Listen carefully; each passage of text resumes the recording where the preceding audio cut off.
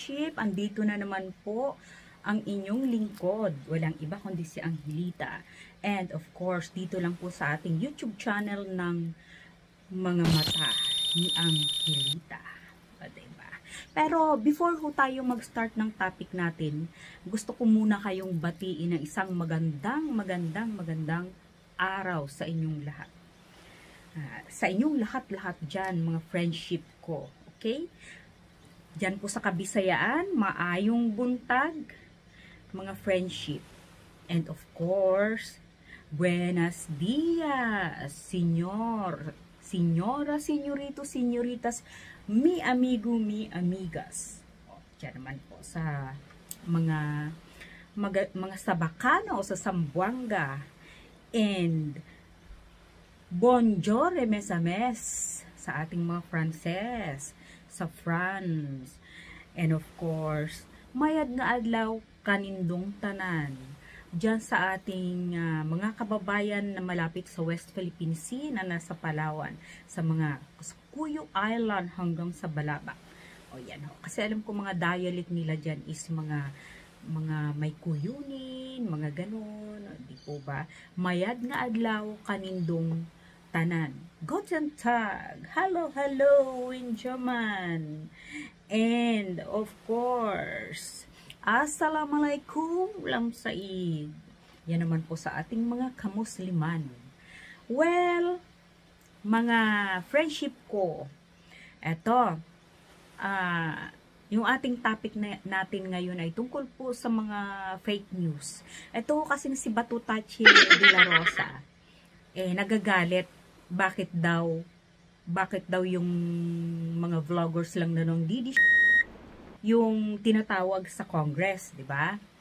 Kasi, bakit daw hindi raw tawagin yung mga vloggers ng maka-administrasyon? Parang gano'n. No? Tayo siguro yung pinariringgan nila, di ba?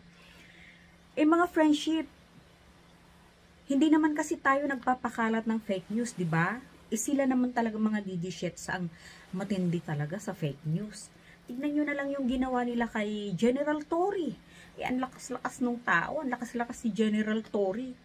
Nag-i-edit ba naman ng mga picture? Tapos, ikakalat nila sa social media na groggy daw si General Torre.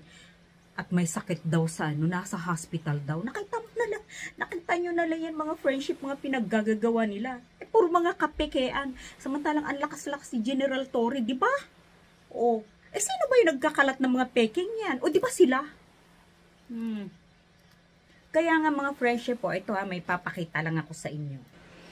O, ayan mga friendship, babasahin ko sa inyo. Ayan si Batutache, di ba? Ayan, nagsasalita siya. Sabi niya, kung interesado talaga sila na bibigyan ng solusyon yung sinasabi nilang fake news, ay dapat imbitahan nila lahat-lahat pati na yung mga vloggers na favoring the administration.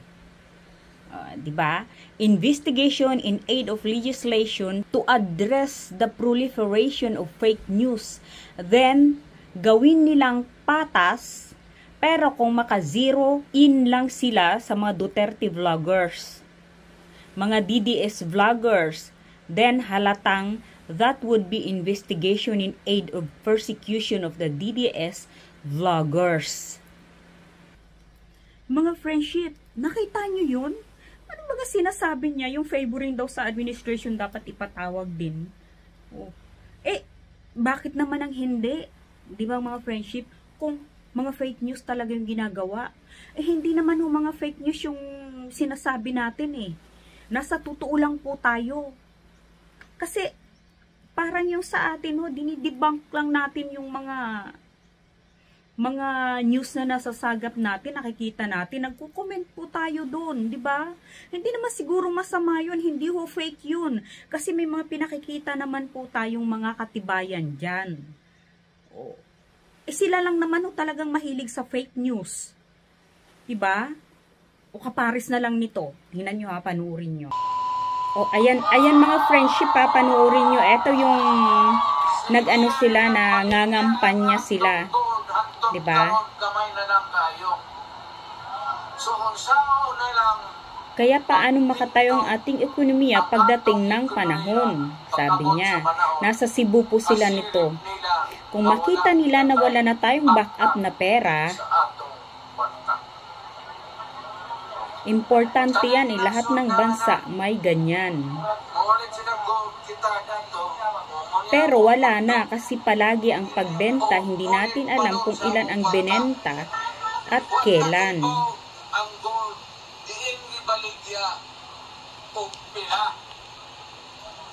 Tungkol daw po sa gold dyan mga Marcos.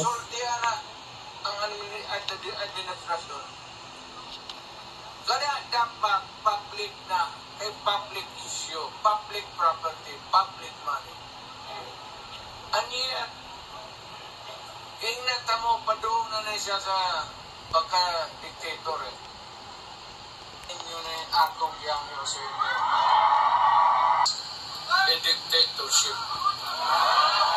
Ayan mga friendship, pakinggan nyo. Dili na manaog pagkahuman sa iyang termino.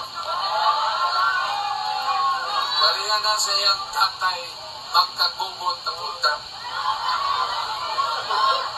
Because ang iyang buwato, kung declare na po martial law, pariyo sa iyang papa. Oo, ang pag-martial law, why election? Ayan mga friendship, narinig nyo yun? Yung sinasabi niyang yun? Pati martial law. Sus Mario Joseph, sinabi niya, mag-gaano rin ng martial law si PBBM. Eh di, wala pa nga siguro sa panaginip ni PBBM yun, di ba? Na magdi-declare ng martial law. Paano kaya niya naiisip yung mga ganung bagay? Napaka-advance ng kukote talaga pagdating sa ganyan. Palibasa siya eh. Napakagaling pagdating sa mga ganyan. Di ba mga friendship?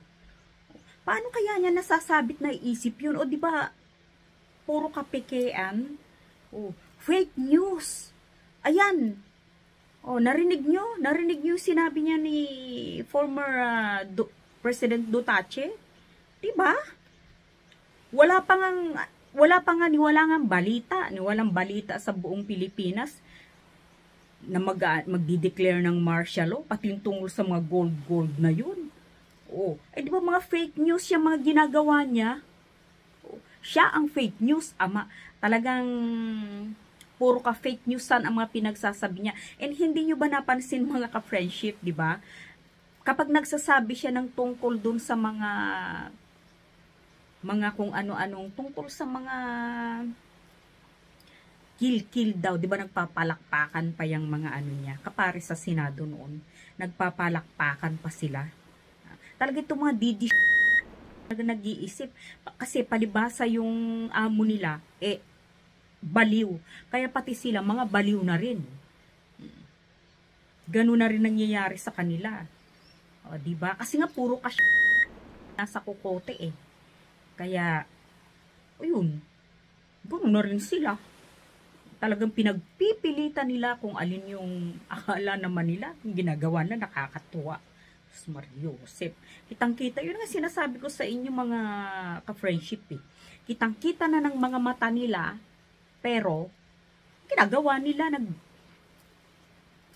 wala silang nakikita, nagbubulag-bulagan. Nagbubulag-bulagan sa administrasyon ni Duterte. Kasi nga, yan, sila ang binabayaran. Nababayaran talaga sila. Mapera ba naman? Bilyonaryo ba naman si Duterte? Saan na lang ba pupunta yung ilang taong nakaupo sa pagka-mayor yan? Kaya napakaraming pera niyang mga Duterte yan. Di ba? Tapos sasabihin niya wala raw siyang pera. Cheng niya. Nako, sino ba ang pinaglululoko niya? Tayo? Pinululoko niya yung mga tao? Diba, ginigisa niya sa sarili mga mantika. Pares na niyang pagnanakaw ng anak niya ng confidential fund. Tapos alam mo sino manisi sa gobyerno. Na kung anong pinagsasasabi, hindi na mga nahiya sa mga sarili nila. Diba mga friendship? Ato ha, meron akong papanood sa inyo. Sinabi ko, hindi tayo pwedeng maniwala sa mga pang-iintriga lamang na walang ebidensya. At ito naman, siguro naman ay natatandaan ninyo, nung panahon ni dating Pangulong Duterte, inamin niya, fiscal pa lang siya, expert na siya sa pang-intriga. at pagplanta ng ebidensya. Father Faker? Father ng mga fake news? Ganun, Father Faker? Wala kung paano tatawag natin sa kanila. Father Faker, Mother Faker, o ang tawag sa mga anak nila, Fakerist? Wala ako sa administrasyon niya na may sitting senator na kinasuhan at pinakulong. So there's no indication to me. Bakit ba sinasabi ng ibang tao na diktador si Pangulong Bongbong? Dahil ba may basihan o dahil ba may interes ng paninira sa kapwa? You know, in reality, ang kalaban nating mga Pilipino nasa labas ng bansa natin. No indication to me. Bakit ba sinasabi ng ibang tao na diktador si Pangulong Bongbong? Dahil ba may basihan o dahil ba may interes ng paninira sa kapwa? You know, in reality, ang kalaban nating mga Pilipino nasa labas ng bansa. The President to involve directly kasi kailangan ho natin, baka sabihin naman ng mga kritik na yan, kritiko ng ating pamahalaan, na pag ang Presidente ang mag-request ng special session, baka sabihin nila it would translate into influencing the senator judges at baka sabihin naman nila ito'y political moves. IR natin to $106.3 billion. So, ibig sabihin, hindi tayo, wala tayong problema sa gold reserves natin. So, that's fake news. Mas formal na word, disinformation. Oh, narinig nyo yun, mga ka-friendship, ha? Ayan, mismong sinasabi ng mga kongresista natin, ha? Mga father of the fake news. Kasi nga, sila nga ang pasimuno ng mga ka-fakean, ng mga fake news. Tingnan na lang ninyo yung ginawa kay, kay Insurrecto, diba? Nung pinatawag sa Kongreso. Kung ano-anong sinabi ni Marcoleta ay sa kanya. Samantalang, totoo naman, at talaga namang manlilin lang siya, di ba? Bakit ba hindi niya muna, ang nangyayari kasi doon mga friendship, hindi na makapagsalita si Insurrecto, di ba? Kasi, si Marcoleta, napakadaldal. Napakadaldal niya, hindi muna niya patapusin ang pagsasalita si Insurrecto bago siya salita ng salita. Talagang inaano niya, pinoprovoke niya ng gusto, kumbaga, alam mo kung sino siya, palibasa kongresista siya, nasa Congress siya. Talaga, hindi ka pwedeng sumagot, hindi ka makapangatwiran para sa sarili mo. Grabe, ibang klase. Sino ba nagpapakalat ng mga fake news na yan? Sila naman eh. Ang gagaling nilang gumawa ng mga fake news, di ba? Tingnan nyo na lang yung picture ni Pangulong Bongbong Marcos na nagda-drugs daw. Sinasabi nilang bangag-bangag. Sila mga bangagers, di ba? Kasi mas bangag naman sila. Kung bangag si Pangulong Marcos, mas bangagers sila. Mga itsura nila, mga mukha sila talagang bangag, di ba? Bangagers sila ang mga bangag, hindi ang ating Pangulo. Sila ang mga mukhang mga adik, lagi naka-high, laging lumulutang. Kaya nga ang kakapal na mga mukhang magsabi ng bangag raw si Pangulong Marcos. Sila itong mga pagmumukha nila, mukhang masahol pa sa bangag. Kaya nga, bangagers, diba? Paano? Puro kote. Ganyan sila katindi. Mga friendship. Kaya si Bato Thatcher, magsasabi siya na ipatawag. Di ipatawag nyo kung sino nagkakalat ng fake news. Pero pag hindi naman fake news ang pinagsasabi, bakit nyo ipapatawag, di ba? Hindi naman siguro bias yun, hindi naman siguro makatarungan yun. Ipatawag nyo yung nagkakalat ng fake news. Pwede nyo pang i-demanda yan, i-cite in contempt nyo kung gusto nyo. Gusto pa nga niya ipa-cite in contempt si Insurrecto nun eh. Di ba? Di ba naman talagang talaga ni Marcoleta? Okay nga naman sila eh. Pag nag-fake news yung mga okay sa kanila, nagpabalaktakan pa sila, nagtatawanan. Ayos na ayos sila. Yay! Samantalang yung mga sinasabi ni Bato Thatcher na na favoring to administration daw, konting mga sasabihin lang eh. Sasabihin nila fake news na? Ano ba ang fake news doon? Wala naman. Nagko-comment lang naman doon sa mga naririnig na kung ano mga balita sa ngayon, di ba? Ay, naku mga friendship, matindi talaga itong madidi. Mga walang magawa na lang sa buhay nila.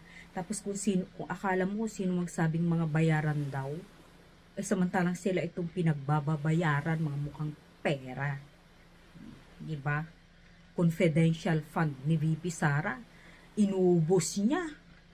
Tapos sasabihin ng mga didi, bakit kailangan daw questionin? Natural ko questionin yan, pera ng taong bayan yan. Natural, tatanungin siya. Kung nasaan na yon, bakit puro acknowledgement receipt lang ipakikita nila? Dapat ipakita nila kung saan nila talaga ginastos. Patunayan nila yun, di ba? Acknowledgement receipt pagkatapos, tatanungin kung ano yun. May mga Merry Grispiatos pa. Hindi nila kayang sagutin. Ay, grabe. Ay, nako mga friendship. Ito pa, may isa pa ha. Mga friendship, eto ha, meron akong ipaparinig sa inyo ha, ito. Panoorin nyo to. Patayin natin yung mga senador ngayon para mapakante.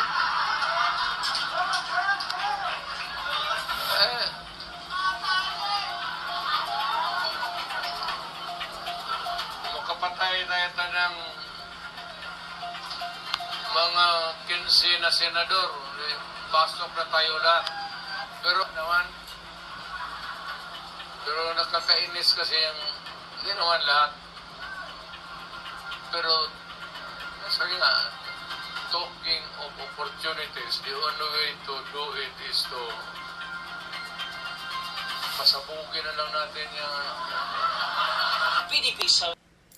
mga friendship, narinig nyo yun? Narinig nyo yung sinabi niya na papatayin daw yung 15 senador. Tapos, kung napapansin niyo, yung mga kampon niya, no, nagpapalakpakan pa. May sumisigaw pa ng patayin, patayin. Tingnan mo, talagang kapag nakakarinig sila ng mga ganun, tuwan-tuwa sila. Nakakabilib. Ko, grabe. Ibang mga klase talaga. Tuwan-tuwa sila, nagpapalakpakan pa. Kapag nagsasalita si Duterte ng ganun, di ba? Kung okay ba naman ang pag-iisip ng mga ito, bakit kaya hindi nila naiisip yung mga bagay na mabuti at hindi mabuti? Pagkatapos, ginagawa niyang biro, sasabihin ng mga didishets na biro lang raw yung mga sinasabi niya. Yung credibility niya ni Duterte, sirang-sira na eh. Mariosep, ibang klase talaga. Grabe. Diba? Hindi dapat ginagawang biro yung mga ganyang bagay. Paano nga mga friendship kung may namatay nga doon sa mga senador na yun? Kung may nangyaring ganun, ano mayayari ngayon? Tapos sasabihin niya, biro ko lang naman yun, hindi ko naman sinasabing tututuhanin yun. Diba? Kung may nangyari na nga. Yung mga ganong bagay, hindi dapat ginagawang biro yun. Hindi biro-biro yung mga ganyan pagdating sa kanyang papatay ka ng kapwa mo. Pasasabugin mo. Diba? Pasasabugan mo ng bomba o ng granada yung ano. Ano yun? Sanay na sanay, para talagang sanay na sanay siya. Si Duterte, sanay na sanay talaga pagdating sa mga ganyang bagay, di ba? Mga friendship. Ato naman mga kampo niya, tuwan-tuwa pa. Ay, ibang mga klase talaga. Grabe. And now, mga friendship, eto naman yung mga kandidato niya na talagang ipaglalaban niya ng patayan, di ba? Na sinasabi niya, para opportunity daw yun. Para makapasok yung 15 at sigurado na. Ibang klase talaga. Okay, panoorin nyo itong mga friendship ko. Rosa, Senator Bongo, musician and lawyer Jimmy Bondo, former Interior Undersecretary J.V. Hinlo, ex-presidential advisor for Northern Luzon Raul Lambino, actor Philip Salvador, Sagip Party List Representative Rodante Marcoleta, former Executive Secretary Vic Rodriguez, and detained Kingdom of Jesus Christ founder Apollo Kibuloy. Grabe, mga ka-friendship, pati si Kibuloy. Ibang klase, no? Talagang tatakbo pa rin sa pagka-senator. O kahit nasa kulungan. Ang tindi talaga ng mga ito, talagang mga hayok na hayok sa posisyon sa gobyerno. Kasi gusto nilang itago ang mga kasalanan nila. Ayaw nilang mabibisto sila, di ba? Kaya yun ang mga gusto nila. Tignan naman ninyo yung mga kampo na yan. Si Bato Tache, si Bongo Tache, si Marcolita Tache. Si Philip Salvador na yan, dapat sana sa pag-aartista na lang siya eh. Di ba? Pati yan si Robin Padilla, dapat magaling sila sa pagiging artista. Bakit kaya sila tumakbo pang pagka-senador, no? Hindi natin alam kung anong kwan ba. Meron talaga silang mga purpose. Kaya yan, gustong-gusto nilang sila ang nasa posisyon. 'Di ba? Silang nasa, kung baga sila ang nasa palabigasan, tagakuha. Mga ganon. Kaya naman na whatever happen, whatever it takes, basta bahala dapat manalo sila. Ganyan ang mga nasa isip. Kaya kayo mga ka-friendship ko, mga kababayan, maging matalino tayo sa pagpili. Sa pagpili yung isusulat natin sa balota natin. Piliin natin ang gusto yung mga taong hindi ganyan ang takbo ng mga pag-iisip. Di ba? Puro yung mga patayan ang nasa kukotit pagnanakaw ng pera ng taong bayan. Dapat naman sana medyo mag-isip-isip naman tayo. Alamin naman natin yung mga yung mga background nila, 'di ba?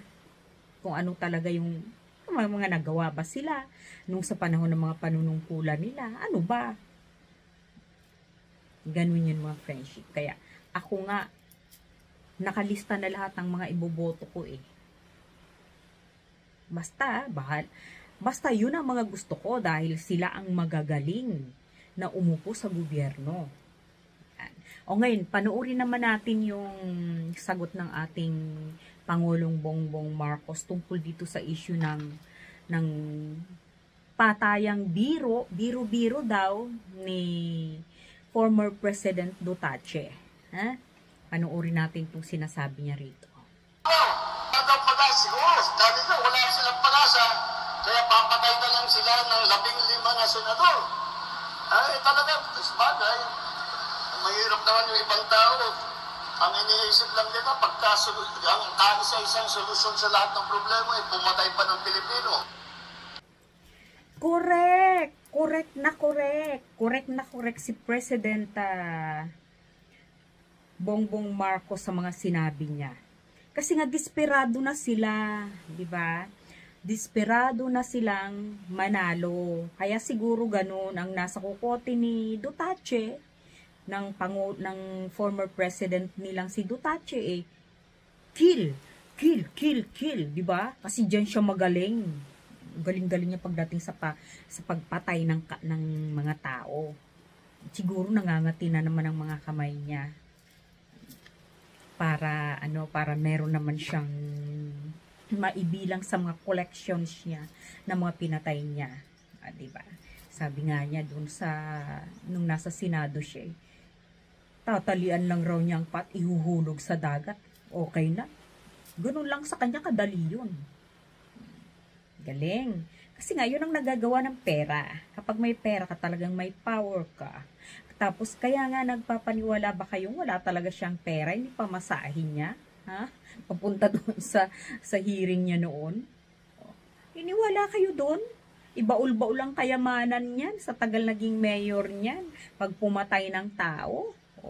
Di ba ano nga sabi nung mga nagtatago sa kanya ngayon na yung mga hinahunting niya? Di ba sabi pinatutubos nila for ransom yung mga mayayamang inchik dun sa Davao pagkatapos papatayin din nila. Hindi na sila naawa, pinakinabangan nila yung pera pagkatapos. Papatayin rin nila yung tao. Wala talaga mga konsensya. Walang mga kaluluwa. Kasi nga, mga kampo ng demonyo. Di ba, sino ba nakakagawa ng ganyan? Yung mga sinasamba yung devil. Mga devil, di ba? Mga evil. Yan ang mga sinasamba nila. Sa kingdom of Satan nila. Siyempre, yun ang pinaniniwalaan nila. Kaya yung mga ganyang mga bagay sa kanila parang laro-laro na lang, biro-biro na lang. Tingnan naman yung pag nagbibiro si Duterte, former President Duterte. Nagtatawanan pa, naghahalakhakan pa, nagpapalakpakan pa yung mga kampon niya. Talagang ibang klase, no? Patayin! Ganun pang sasabihin nila. Ibang mga klase talaga. Nakakabilib. Nakakabilib ang mga mentality ng ganitong klaseng mga tao. Kaya nararapat ba talaga silang maupo sa pwesto? Ha? Wala talagang kaunlaran ng Pilipinas kapag ang mga leader natin ay ganyang mga klase ng tao. Kasi yung sarili lang nilang iniisip nila at kung ano lang ang gusto nilang gawin, yun ang kanilang gagawin. Tapos, kahit nasa harap ng sambayanan, magmumura kapag wala nang maisip na sabihin. Magmumura na lang. Kaya naman itong mga kampon niya, ginagaya rin naman siya. Terrible kung makapagmura, di ba? Makapag-PI, talagang matitindi. Sa kanila yun, biro-biro na lang. Sa kanila yun, parang normal na lang, as is. Ba tayo dyan? Talo tayo dyan. Sila na ang magagaling pagdating sa ganyan. Wala tayong binatbat doon. Kasi wala naman sila mga delikadesa Wala silang mga delikadesa. May mga pinag-aralan nga sila. Nasa naman ang pinag-aralan nila, di ba? Hindi naman nila ginagamit sa tama. Kasi nga, mga swapang sila. Swapang nasa posisyon, mga swapang pa sa pera. Wala na silang mga konsensya. Yung konsensya nila, wala na yun. Kinakalaban na nila yung konsensya nila kasi nga, gawain na nila di ba? Konsensya pa ba yung mga ganyang tao? I don't think so. Sa mga friendship. Wait lang. So we defend the West Philippine Sea. Dahil the Chinese are very aggressive already and we have to push back. Because if we don't push back, we will lose the West Philippine Sea. So kailangan buo yung Senado para lumaban. Dahil the Senate is very strong on foreign affairs because they ratify treaties, they confirm our ambassadors. So, dapat mga senators will really protect and defend the West Philippine Sea. Di ba mga friendship, dapat buo talaga ang Senado. Kasi kung meron nga namang nagpapatupad na ang gusto nila ganyan ang mangyari sa West Philippine Sea, kung ang dami namang nag-u-oppose, ayaw naman nila, paano mangyayari yun? Wala. Pares nga nang sinabi ni Marco Letache na there's no such thing of West Philippine Sea daw. Ngayon, ang kanyang katwiran dun is, pares daw ng isang lugar, kung hindi pa raw yan na ipapatala, hindi raw yun, hindi siya, parang hindi masasabing atin. Di ba? Pero, pares nga na sinabi ni Atty. Claire Castro ni Yosek na, syempre pag ikaw isinilang sa lugar na yan, kahit wala ka pang birth certificate, ang name mo is, yun na talaga, makakasanayan mo na yun. So, ganun din ho yun sa West Philippine Sea. Dahil atin na ho yan noon pa, kahit hindi pa ho yan na ipatatala, sa Pilipinas na po talaga yan. Kaya nga West Philippine Sea, di ba? Sa atin na yan. So, kinalakhan na ho yan mula pa ng mga ninuno natin. West Philippine Sea na ho yan. Kaya kinaitalaman yan hindi pa. Alam na ho natin na sa atin talaga ang West Philippine Sea. Di ba yan ang pinagpipilitan ni Marco Letache? There is no such thing as West Philippine Sea daw. Gawa-gawa lang. Imagination lang raw. Gawa-gawa lang raw yun. Really? Talaga ba? Ibang klase talaga tong mga... Tapos sasabihin niya na ano na tuloy binabash daw siya na pro-China siya. Bakit? Hindi ka ba pro-China? Hindi ka ba pro-China, Marcolitache? Ha? Ano ka, makay Duterte lang. Hindi ka pro-China. Okay lang. O sige, hindi ka nga pro-China, makay Duterte ka. Kasi si Duterte naman yung amo mo, pro-China yan eh. Di ba wala naman siyang say. Kahit anong nangyayari sa West Philippine Sea, pati ang BP Sara Duterte nyo. Wala namang sinasabi about West Philippine Sea. Walang pakialam. Kahit nga sa confidential fund na ginastos niya, wala siyang pake. Ayaw niyang matatanong siya. Kaya ngayon, ano nangyayari, di ba? Ayan, ini-impeach tuloy siya. Ini-impeach tuloy ang prinsesa ninyo, si Princess Sara Duterte. Di ba, ini-impeach? Kasi nga, ayaw niyang tinatanong siya. Ayaw niyang malalaman kung sorry, kung saan niya ginastos yung confidential fund. Siya pa nagagalit. So, kaya ngayon dapat harapin niya. Kung ano man yung nangyayari sa buhay niya ngayon, kasalanan niya yan, di ba? Kayo, mga friendship, naniniwala naman ba kayo sa mga pinagsasabi ni former President Duterte? Naniniwala ba kayo na yung mga pinagsasabi niyang mga fake news? I don't think so. Pati yung budget na yun, ang 2025 na sinasabi ang maraming blanco. Ang galing naman nilang gumawa pagdating sa ganyan eh. Sa mga kasinungalingan at gumawa ng mag-magic na pagkagagaling nila eh. Diba? At saka sa credibility niya, I don't think so. Gago na lang ang mga taong maniniwala sa kanya. Kaya nga sinasabi natin, yung mga maniniwala sa kanya yan, tuwan-tuwa pa sila. Kasi mga diba? Mga na sumusunod kay Duterte nila. Kasi hanggang ngayon, di pa rin sila naliligo. Kaya yung mga ni Duterte, nasa mga ulo pa rin nila. Ganyan sila. Ganyan sila. Katitindi. Na very honest talaga sila sa amo nila. Sa amo nilang si Duterte. Ipaglalaban nila ng patayan, di ba? Gaano kaya kalaking binibigay na pera sa kanila? Siguro, ang laki-laki, no? Buti pa sila, kaya siguro, ang gaganda ng buhay nila. Paano? Saan ka dyan? Perang lumalapit sa kanila. Basta makidutache lang sila. Tapos sasabihin lang mga vlogger ng administration is binabayaran. Wala talaga mga utak, no? Samantalang tayo nakikita natin ang mali, nakikita natin ang matuwid. Sila nakikita nila, yung mali sa kanila, puro matuwid yun. Yun ang nakikita nila. Diba mga friendship? Ganyan ang mga friendships natin. Yan. Ganyan sila. Ganyan sila kakikitid ng utak.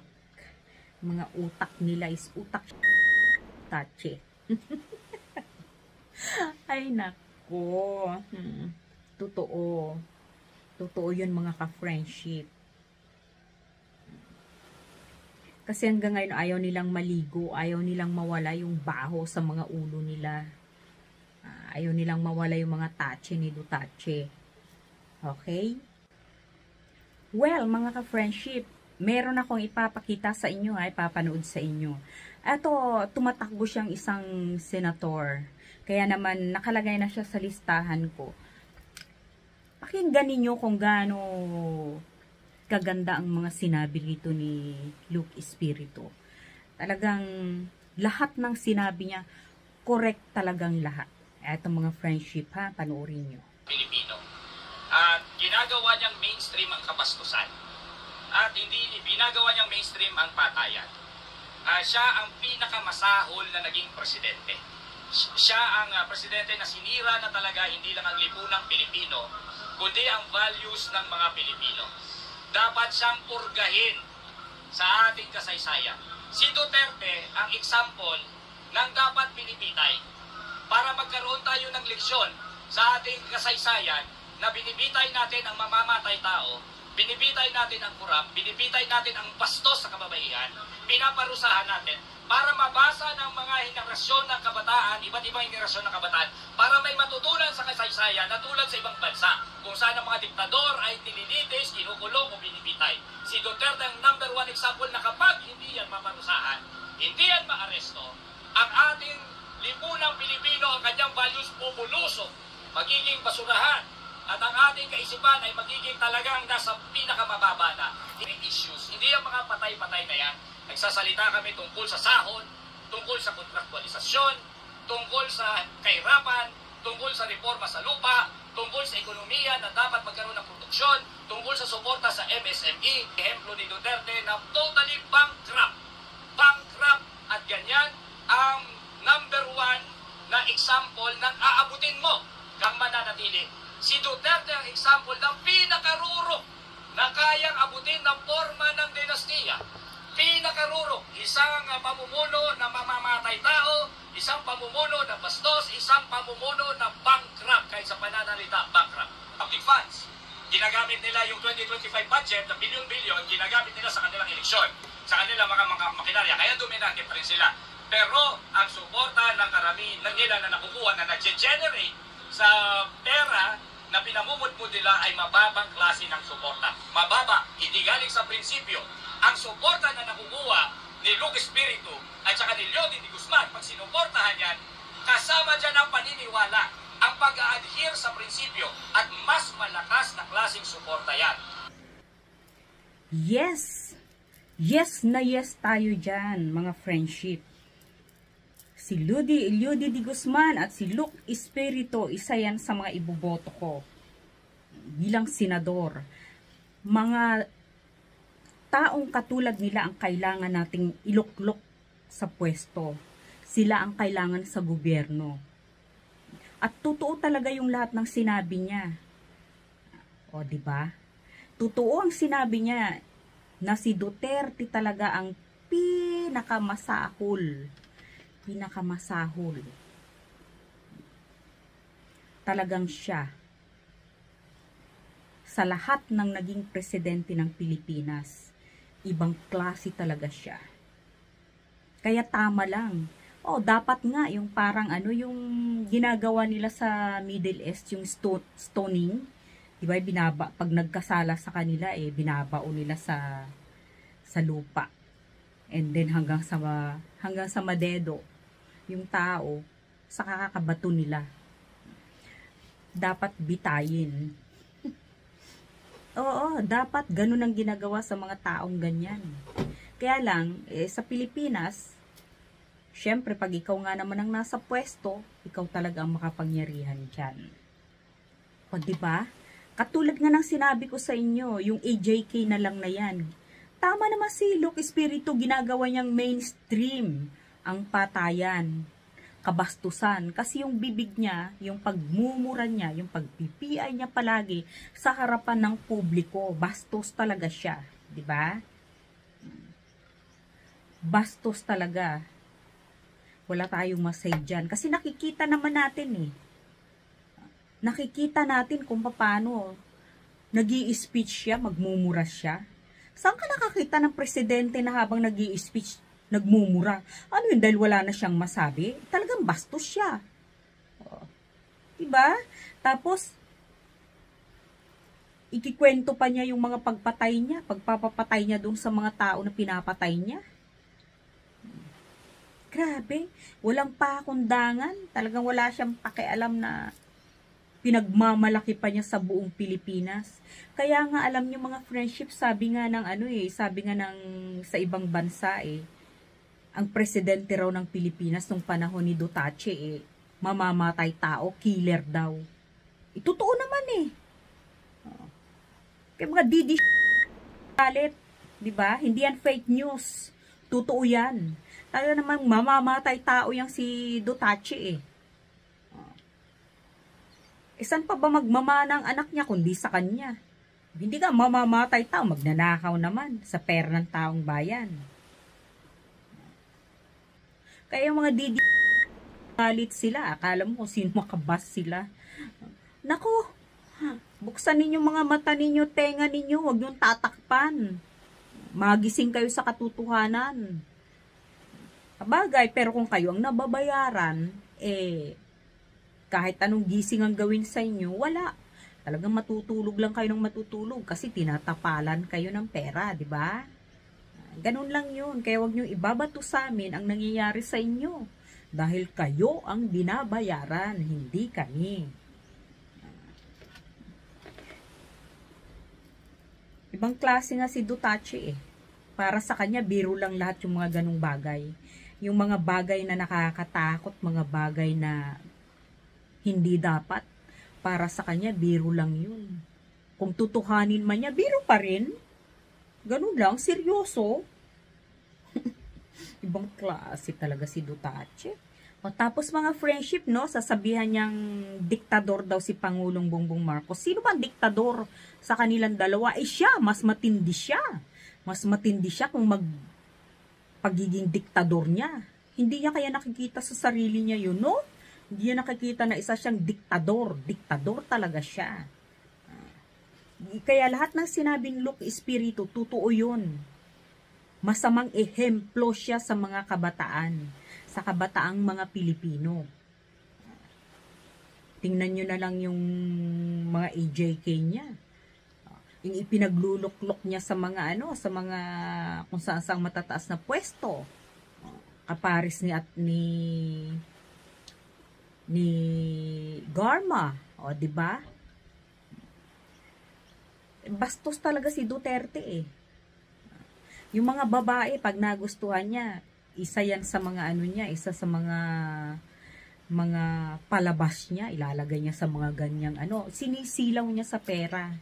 Sinisilaw niya para makuha niya, di ba? Ganun siya. Si Colonel Garma, di ba? Ganun ginawa niya. Pagkatapos sasabihin niya na hindi raw niya kilala si Colonel Garma. Ano raw pinagsasabi ng lukalokang yun? Sabi niya nung nasa Senado siya. Bastos talaga, totoong bastos siya. Tapos sa mga pinagagawa niya kay Colonel Garma, ganun-ganun na lang. Sa bagay, nakinabang rin naman siya, nakinabang din naman si Colonel Garma eh. Diba? Milyon-milyon naman ang nakuha nila. Kaya naman talagang tiba-tiba sila nung panahon ni Duterte. Tiba-tiba talaga mga makidutatre.